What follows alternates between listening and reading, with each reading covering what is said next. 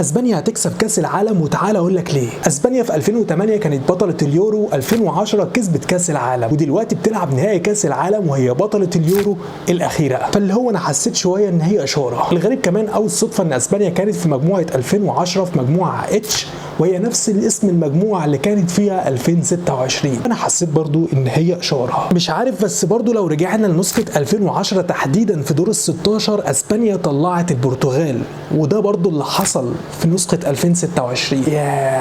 حسيت ان هي اشاره. برضو لو رجعنا لبدايه منتخب اسبانيا في 2010 كان فيها اخفاق، وده اللي حصل برضو في نسخه 2026 لما تعادلوا مع كاب فيردي 0-0. بالمناسبه كاب فيردي المنتخب الوحيد اللي قابل المنتخبين في كاس العالم 2026، اسبانيا دور المجموعات والخروج من الارجنتين في دور ال 32. مش عايز اقول لك ان الريال وقتها كان موسم صفري، والسنه دي برضو موسم صفري، ولا جاي اقول لك برضو ان وقتها برشلونه كسب الدوري والسوبر، وده حصل برضو السنه دي. لكن برضو جايز الحاجات دي تكون اشاره. في بقى تشابه كتير جدا ما بين جيل 2010 وجيل 2026 لمنتخب اسبانيا، وكمان الدفاع الحديدي. يمكن منتخب اسبانيا السنه دي في النسخه الحاليه ما استقبلش غير هدف واحد، على عكس منتخب الارجنتين اللي بيخش فيه كل ماتش جوال.